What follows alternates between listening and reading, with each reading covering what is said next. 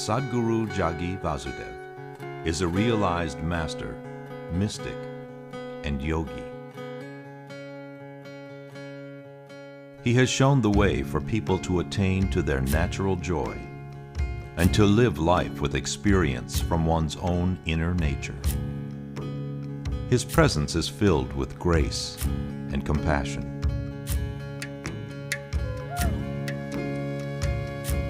Sadhguru's scientific approach towards spirituality and work towards the upliftment of humanity have received accolades worldwide. The words that come from him in intensity and utmost clarity, from his deep understanding and wisdom, can change the very core of the being. Belonging to no particular tradition, Sadhguru incorporates what is most valid for the modern person from the spiritual sciences. His work, an outpouring of his blissfulness, finds expression in the form of a ceaseless offering to help all beings. Available to all who are willing, Sadhguru's life is an invitation to the divine through individual transformation.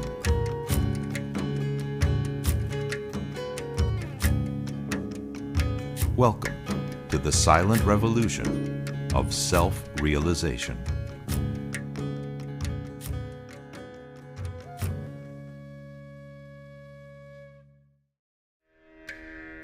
In April 2009, Sadhguru conducted in the Lap of the Master a special 3-day satsang at Isha Yoga Center.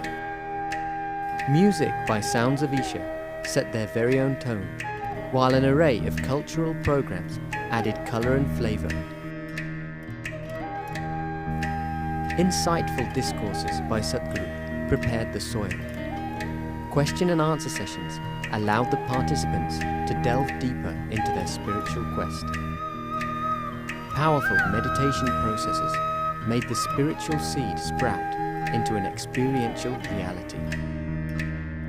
This video shares precious moments spent in the presence of a self-realized yogi and mystic.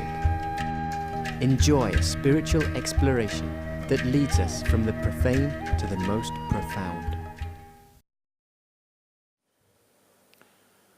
Human memory is a fabulous thing.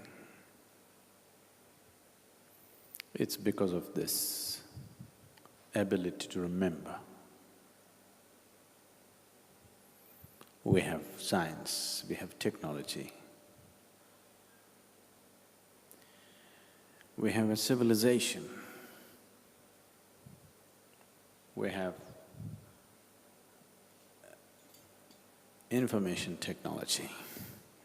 It's all about memory, isn't it?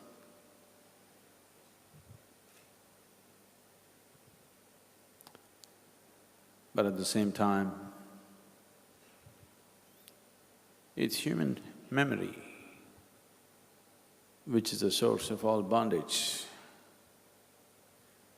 What you call as karma is just memory on different levels of life.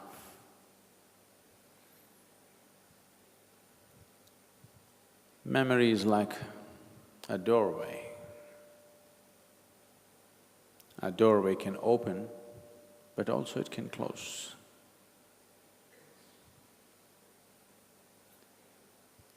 If doors open for you, you experience doors as beautiful things. If doors close in your face, you always remember doors as horrible things. Isn't it so? In your life, if doors are opening for you wherever you go, you see door as a very wonderful thing. But if it's always slamming in your face, door is a horrible thing. Memory is just like this. Memory is what has given us the ability to be informed. It is because we are capable of making ourselves informed about various things. Many beautiful things have happened in our lives, many. The very basis of civilization is memory. Today, what goes as learning is simply memory, isn't it?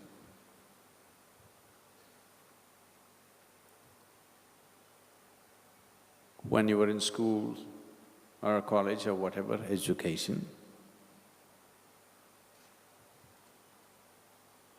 please take the memory stick off the cell phone.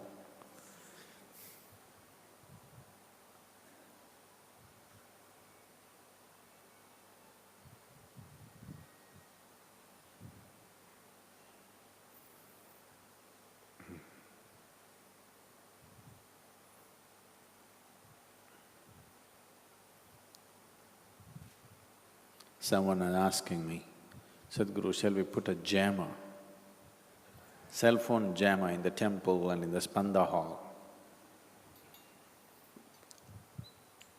I said, jam the cell phone users, not the cell phone.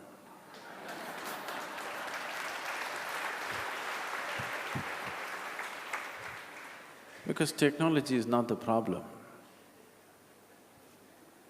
Irresponsible usage is the problem, isn't it?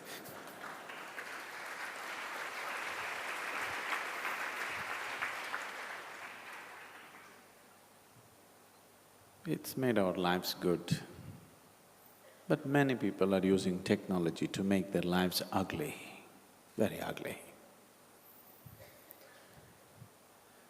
It can nurture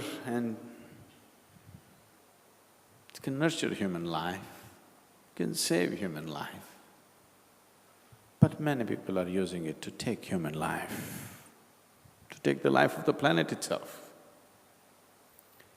So memory is just like that, because memory is the fundamental ingredient for all technology.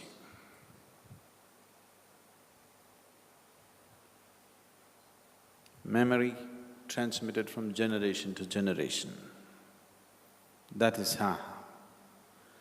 If your father knew how to do one stitch, you learned how to make the second stitch, and your children learned the third stitch. This is how things have happened.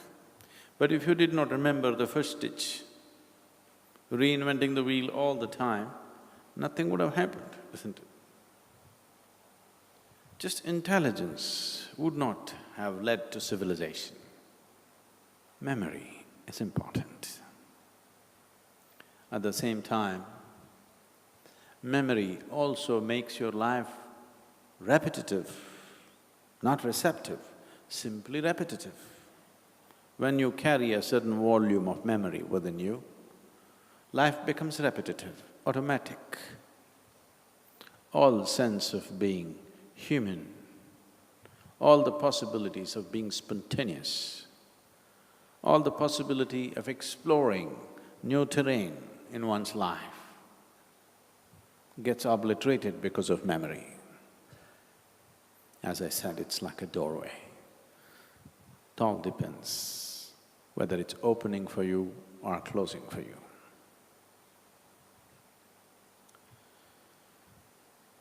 When people try to learn by sheer memory, many things happen. And a lot of so-called culture and civilization is a product of that, sheer memory, not much intelligence in it. Together, they are a deadly combination. Just memory is simply repetitiveness. One of the Isha meditators from United States wanted to come for Samyama program in India.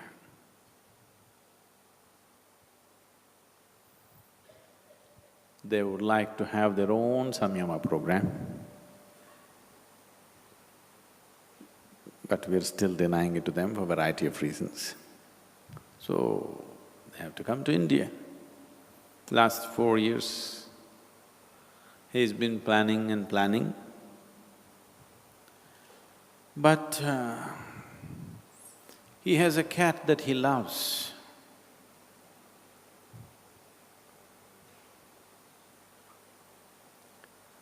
And to leave the cat for more than 2 weeks and come to India has been very difficult, the cat.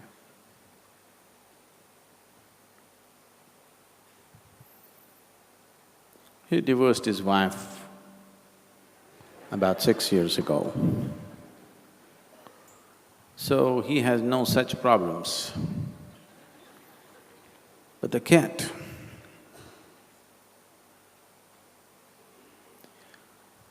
and slowly these 4 years, people coming here and going back and saying either fabulous or horrible stories about Samyama. See, both of them stimulate you. Some people come from Samyama and say fabulous stories about it. Some people come out of Samyama and say horrible stories about it, because it's the way you make it for yourself. Slowly, he became little more dispassionate and he decided to come. So he handed his cat over to his brother. And then he traveled to India, landed at the Chennai airport. The moment he cleared the customs, first thing he did was, he borrowed a volunteer's phone who had come to receive the US meditators who were landing that day. And he said, I need to make a call to United States. Okay. So he called his brother. And first thing he asked, how is the cat? The brother said, cat is dead. He said, what? Cat dead? He screamed and yelled and cried. And then he said, okay, it's dead. We can always get another cat. But don't you have any sensitivity? Couldn't you say in a gentler way, simply barking, cat is dead? Is there no sensitivity at all in you? Then the brother asked, okay, what was I supposed to say? It's dead.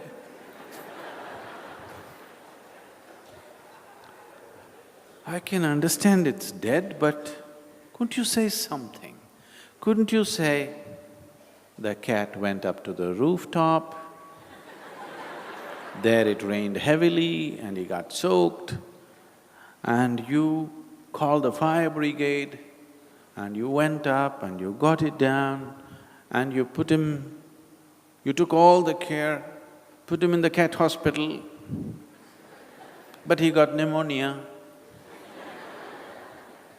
And he passed on, but peacefully. Something. There is no sign of civilization in you. What is this? Cat is dead. Then he said, okay, next time I'll try.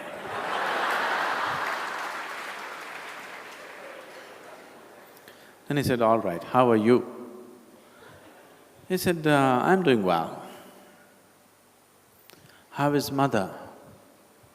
Well, she went up to the roof.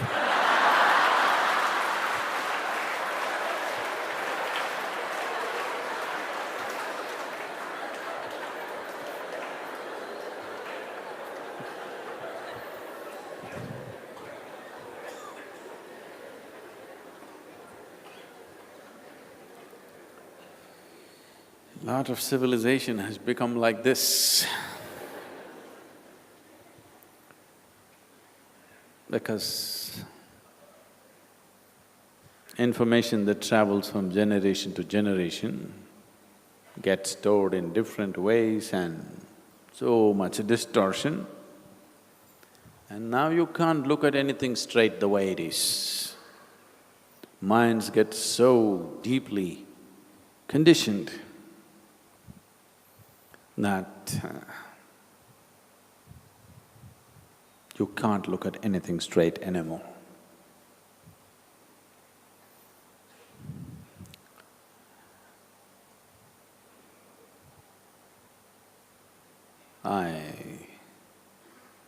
This was only a 26-year-old young man from India who went to United States as a software engineer.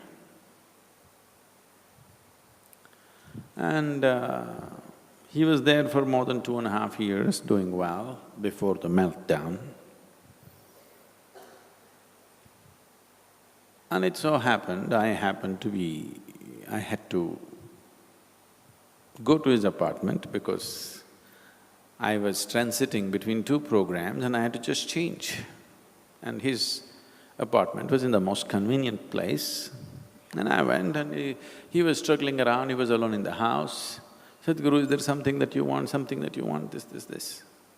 I said, don't bother, I just need water. And I opened the refrigerator. There I saw cans and cans of yogurt or curd. Because the boy doesn't know how to cook much, so he's just making rice and curd. After all, he's from Tamil Nadu, Thair Sadam. He's got bottles of pickle and lots of curd. Cook the rice, you got something going. So I looked at this curd and it had gelatin in it. And I knew this boy's family background. And I said, you're eating this curd with gelatin? He said, what is that? I said, well, gelatin comes from the cow's gums, dead ones, and it is mixed with yogurt because of certain keeping quality. And you're eating it, is it okay with you? If you don't eat, it's up to you. If you're eating unknowingly. And he felt so distressed. He struggled because he didn't want to eat cow's gums, but they mix it with the yogurt. And he struggled and he couldn't stay in United States. In another 4 months or so, 4 or 6 months, he left his job and traveled back to Chennai to eat fresh curd.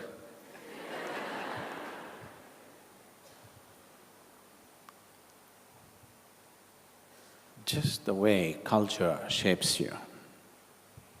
Culture is just memory. Memory, the negative terminology for memory is brainwashing or conditioning, or it's a kind of internal hypnosis. Now, the whole revulsion that is happening in his body and his mind is genuine. Cow is not biting from inside, but his revulsion is genuine, he's really struggling. Every other American is not eating just the gums of the cow, the whole cow, and they got no problem.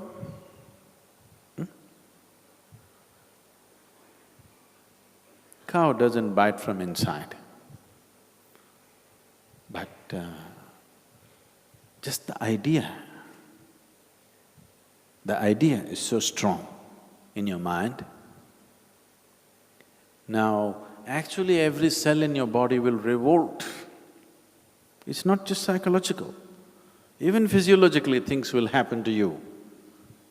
If nobody had told you, you would be happily eating the yogurt. But now the revulsion is so deep and he couldn't handle it. So what you call as culture is just memory. What you call as civilization is just memory. Memory is not useless, memory is useful. But if you do not know how to keep it aside, That becomes your biggest bondage, because life becomes repetitive. When you're repetitive, you cannot be receptive. Receptivity happens because you kept your repetitiveness aside.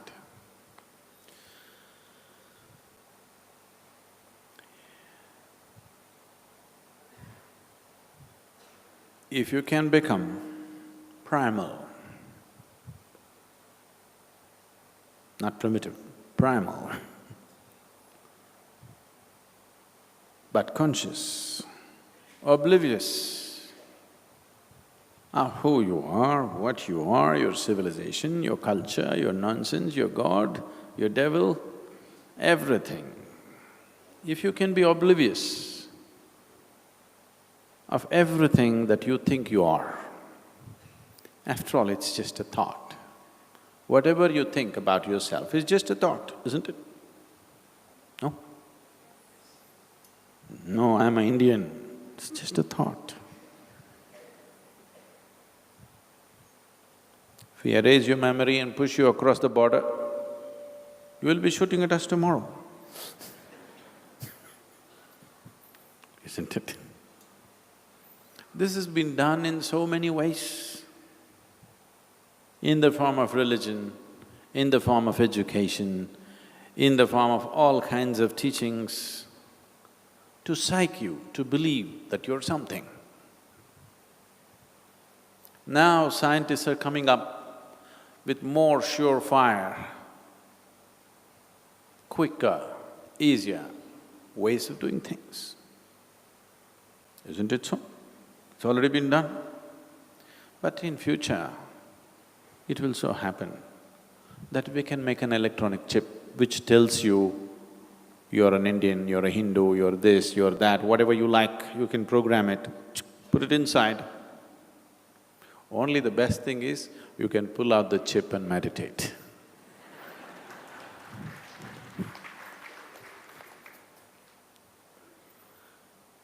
That'll be the only great thing about technology.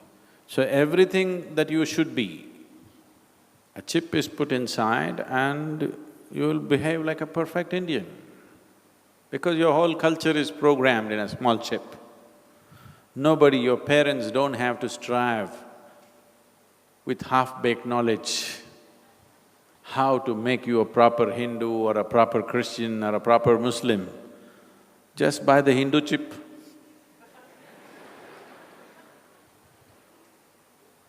You think, feel and act like one.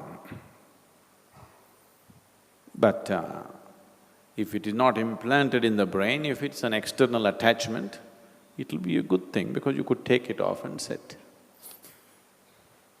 Now you're unable to take it off, that's the whole problem.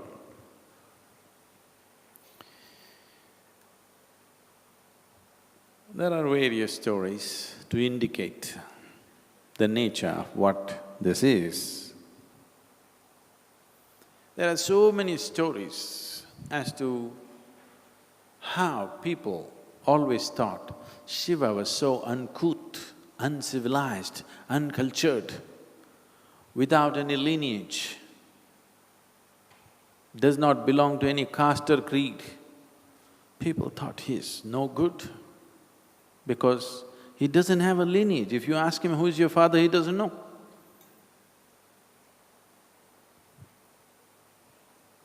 And he's uncouth. But they couldn't help worshipping him because he's intense. But nothing civilized about him, nothing at all. His friends were worse. He kept such friendship with all kinds of demons and goblins and distorted beings that people saw him as a very uncivilized, uncouth, uncultured man.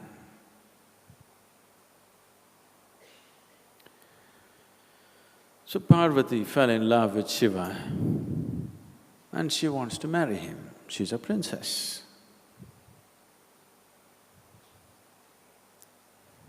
Her parents have not seen him. On the day of the wedding, he arrives.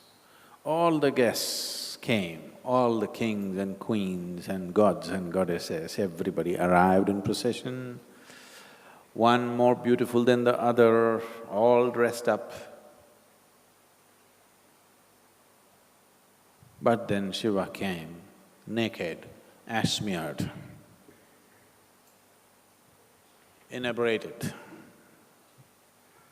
Nobody knew what he's drunk upon. But he was inebriated and all his friends were inebriated. There came Parvati's mother, Meena. She saw, said, "What? You are going to marry this man?" And she fainted. She could not imagine handing over her daughter to this man.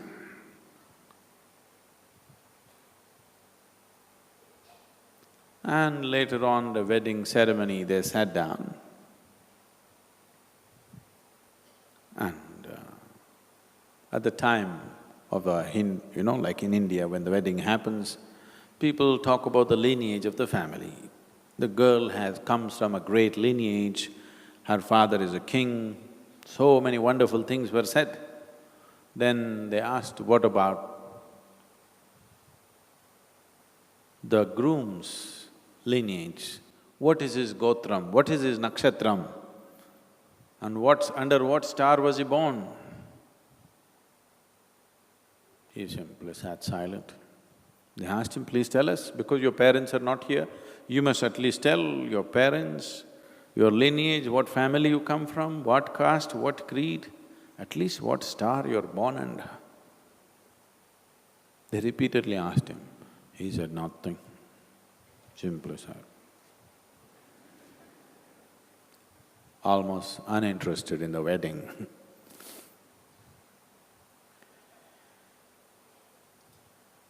Then Narada came in to save the situation. Why I'm telling you this is,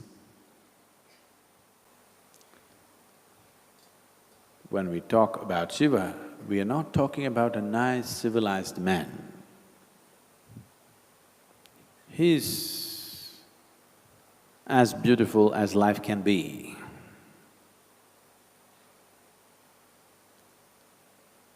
But as life is, today it is little cloudy, tomorrow it could be pouring, day after tomorrow it could be burning. It's just like that, just like life. Not just like life, he's just life. He's not a pretension, he's not repetitive in any way, he's simply life. What are you? What are you? What somebody taught you. Every single thought, emotion, action is the way somebody taught you. Only if you're here as life, we can make you grow, we can make you blossom. If you're here as a bundle of memory that you picked up from somebody, all half-baked people. If you're just a bundle of memory, then what's there to do? Let me add a few more tidbits to your memory bag. You know, wherever I go, particularly the more educated the crowds are, the more they want to write down. I say, "Don't write down, just be with me." "No, we've already seen your face, we remember. We want to write down what you say." In so many ways I tell them, don't bother, just be, because you won't get anything by writing down the words. All you will do is you'll have to buy a new memory stick after some time. So many things are being told. And they won't make any sense after some time because I'm not trying to say anything at all.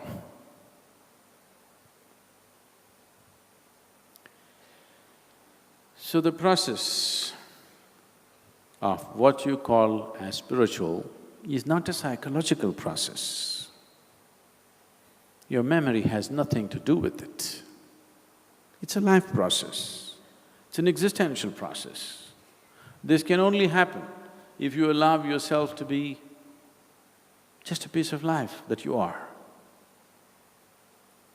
To do this, we do many things here and you might have seen people in the ashram walking around with those orange tags. You've seen the silence tags people are wearing. Just shut up. Because shutting your mouth is only half the job.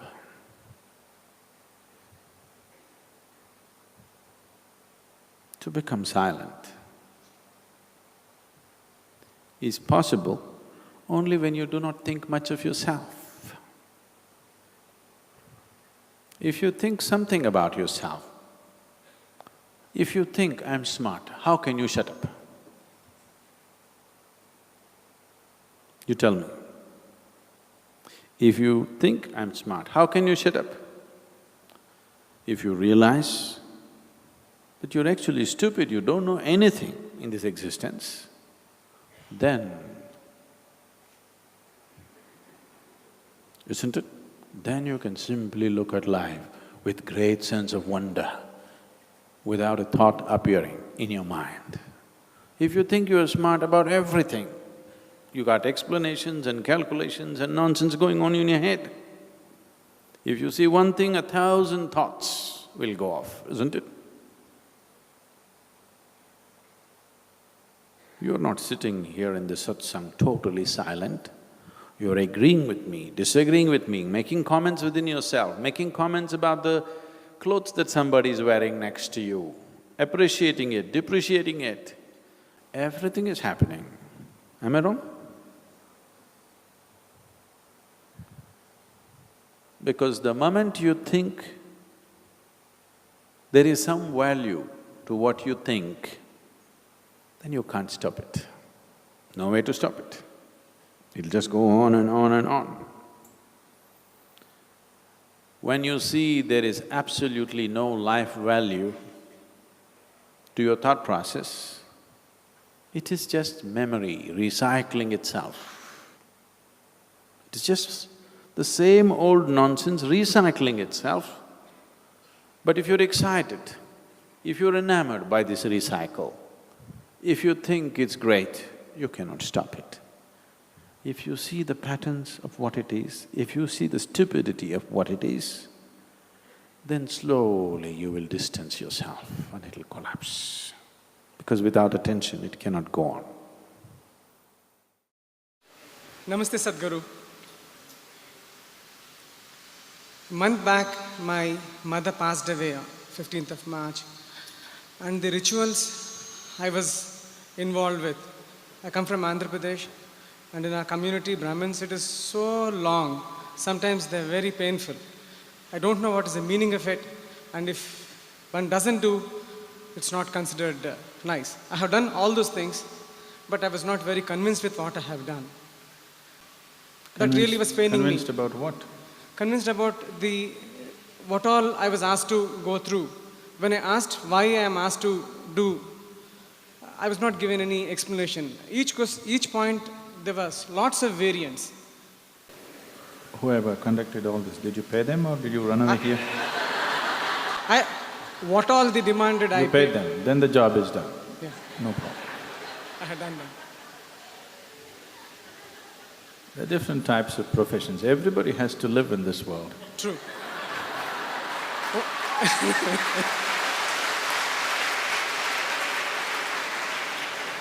Only on that consideration, whatever they asked without, I simply paid all of it. The point is, every month we are expected to do the same thing. I would definitely do that.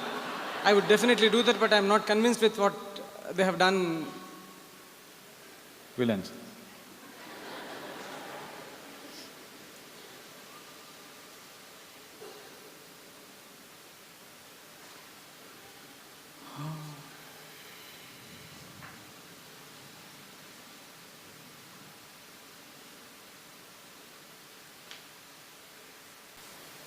Mother died, that's bad enough.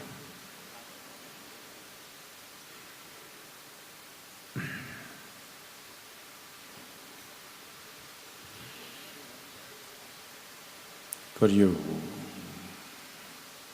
your mother died. It's a big thing. But you need to understand, somebody's mother is not dead, they have to live.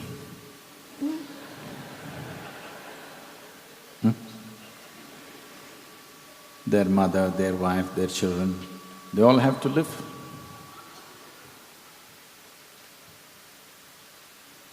So, we complicated these things in so many ways. At the same time, is there no basis at all to this? No, there is a basis. It is unfortunately over a period of time, people distort it and exaggerate things in such a way that it just becomes commerce. You feel that somebody is making a business out of your mother's death, you feel angry about it, frustrated about it.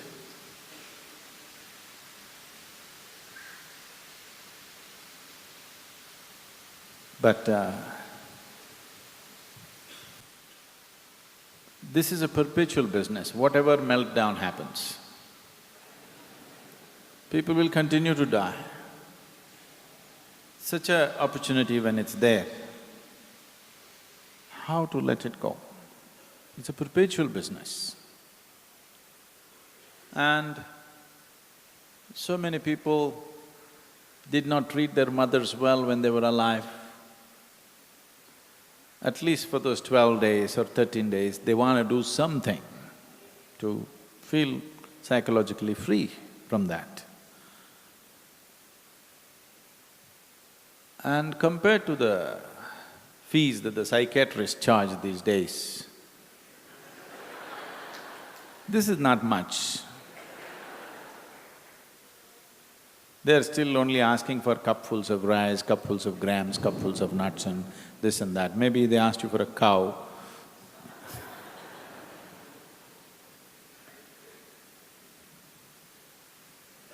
Footwear, umbrella, milk, umbrella. See, your dead mother definitely cannot use the umbrella, nor does she need the umbrella, isn't it? If you did not have a body, we would have had the satsang outside now, isn't it? Only because you have a body, it gets soaked, it gets sick, all these problems. If you did not have a body, we could have just continued the satsang outside, isn't it? Only because you have a body, you need a roof. Where there is no roof, you need an umbrella. Footwear also, the same thing, head or foot, same problems. But there is somebody else living who needs all these things. Long time ago, there were some people who could do a genuine job on these things. When a person dies, there are many ways to die. Not everybody dies the same way. Not everybody lives the same way. Not everybody dies the same way. When I say not everybody lives the same way, last 3 days, all of you are getting up at the same time, all of you eating the same food, all of you going through the same things, but still not all of you are living the same way, even in these 3 days. Each individual person is living his own way these 3 days, isn't it so? So what makes you think you'll all die the same way? You will not die the same way. Right now, if a piece of sky falls upon us and all of us get crushed and die, still we don't die the same way. We may die in the same situation, but we don't die the same way. So different people die different ways. And when people die in certain ways, a little bit of assistance would do very good things to them. If there was somebody here aware enough, capable enough to do something about it.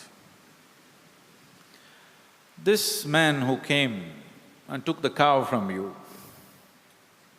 you actually gave the cow or just the money? Huh? That's okay. Simply bringing the cow, taking it back, selling again is too much unnecessary transaction. This is okay. This is all right. See, I'm not against commerce. It is just that we must be straight enough to say, this is commerce. When we thought of starting businesses in Isha, I gave a very… it's not like me, but I gave a very gross name to that, Isha business. People said, Sadhguru, this sounds too… I said, I know it, but I want it that way so that never people mistake Isha Foundation and Isha business. Business is business. If you come there, we'll handle things in a certain way. You come to the foundation, it's a different biz. It's a completely different business. This is not commerce. That's commerce. We'll handle commerce as commerce should be handled. Spiritual process should be handled as spiritual process should be handled. But most of the time, people are mixing up the two.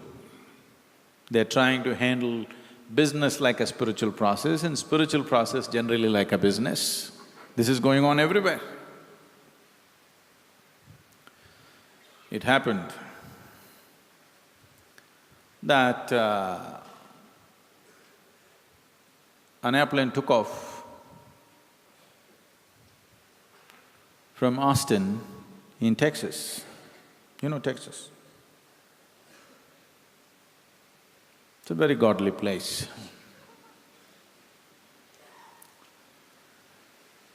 And within a few minutes after it took off, when it was sufficiently away from the airport, suddenly they found the engines were failing and the pilot announced, I really don't know what to do.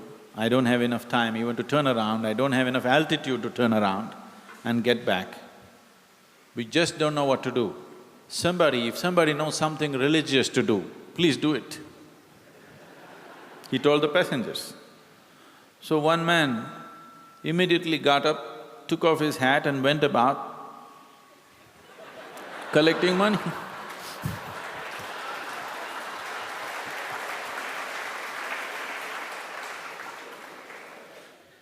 So, this man who came and collected money for the cow that is supposed to be exported for your mother's use up there, somewhere way back, I don't know how many generations ago, his great-great-great-great-super-great-grandfather knew what to do about your mother.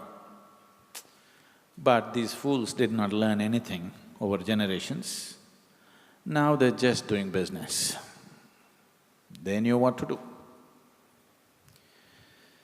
So in the first, if a person dies in a certain way, you want me to go into all these death issues?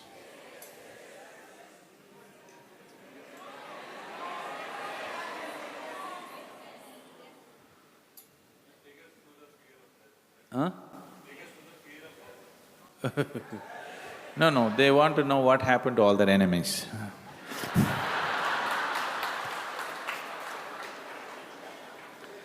That's all.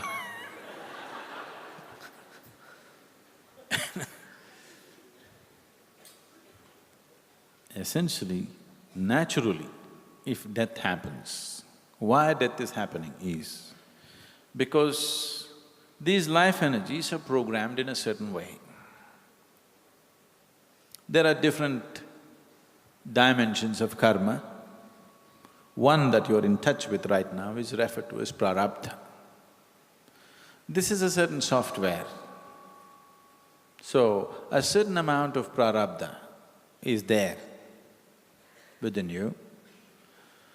So life process is working it out. If life has to be embodied, it must be in a certain level of intensity, a certain range of intensity, a certain band of like certain frequency, it must be there. If it becomes too intense and goes above, it will leave the body. Then we say, he attained samadhi, because life energies became too intense that the physical body cannot contain it anymore. Or if it becomes feeble beneath a certain point, then it'll slip out. This is called dying naturally out of old age. People just lie down, close their eyes and people died of old age. Nothing broke. Nothing broke. His liver didn't go wrong, his kidneys didn't go wrong, his heart didn't go wrong. Simply life became feeble and slipped out. That means he lived his full term. Whatever this particular life was programmed for, it saw its full course, so it leaves. But very few rare human beings leave because of excessive intensity. A few, a certain number leave because of old age. Most of the others die because something broke. Either you crashed your car, or you smoked yourself to death, or you drank yourself to death, or something else broke, you worked yourself to death, whatever. In some way, you made the physical body inhospitable for life.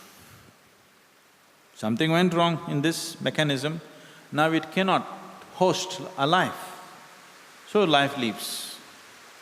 But still it is in a certain level of intensity that it could have continued to embody for a much longer period. When life leaves like this, then it cannot find another body immediately, it has to hang. Let's say, no, I don't want to take you or your mother as example.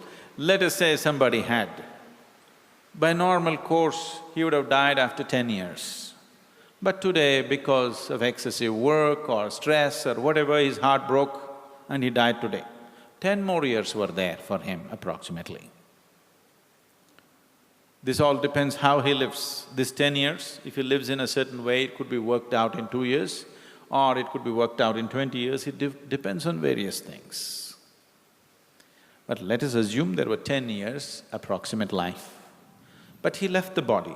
Because he's left the body, because he's lost the discriminatory mind, because he's lost the ability to perform any kind of karma as such, because of this, these 10 years may be 100 years without the body. With the body, with a discriminatory mind, this would have been over in 10 years. But without the body, without a discriminatory mind, this may take 100 years or 500 years, we do not know.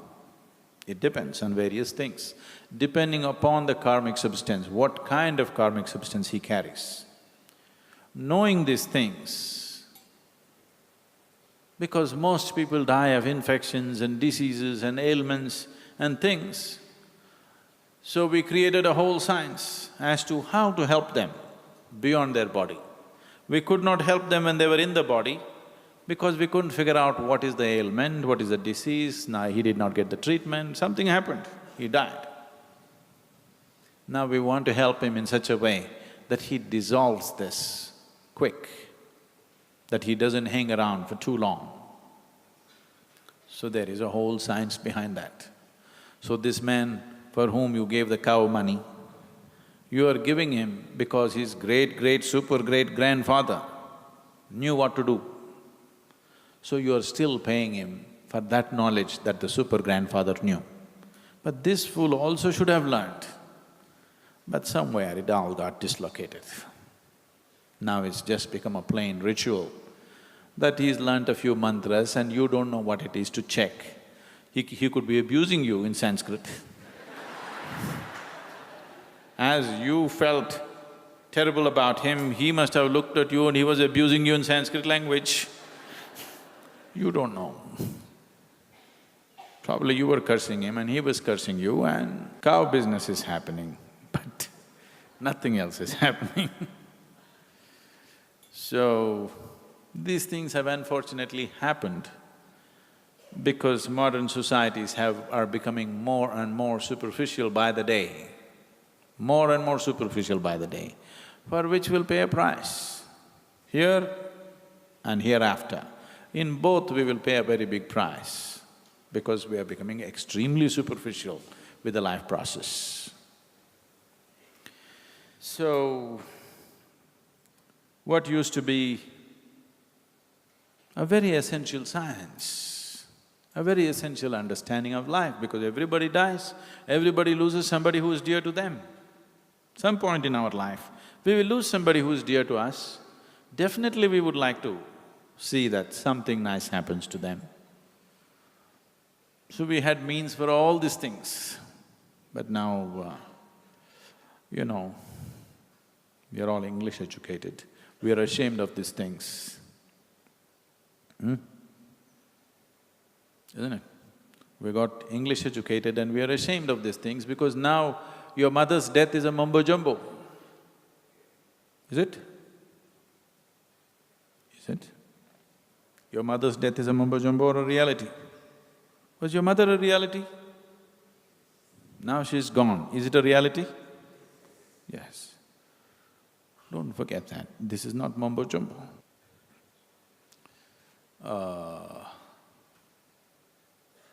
There are things, the various aspects to life. We are hoping to build a certain group of people in Asia to whom we can impart certain things. So we are raising some children, hoping that they will grow in the right tradition, that we can teach them some simple things about life, which are very vital, which are very, very vital. Maybe they won't become engineers and doctors.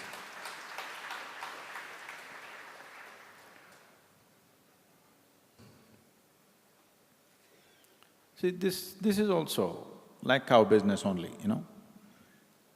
Somebody is doing it after death. Somebody else is making business out of somebody's health and life and death, isn't it? Isn't it so? Isn't all those things which should not have business have become business, isn't it?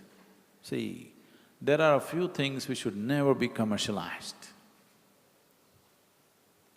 Education, health, spiritual process. These three things should never be commercialized. Once these three things are commercialized, that society is heading down. It may take some time, but it'll head down. We are picking that up in India in a big way now. So we will see an economic boom because cow business will happen a lot for some time and then we will head down. There is no other way.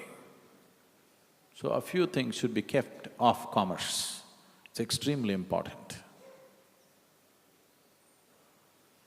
That is why we are looking for volunteers all the time. So the dedicated people conduct certain things, not people who are looking for livelihood. You are my perfect mirror, you show me what I'm not. In the endless pit of what once was me, layer and layer you peel off me. The pain it is, but the joy it brings. So thank you for showing me what I'm not, for showing me what I could be. Thank you endlessly.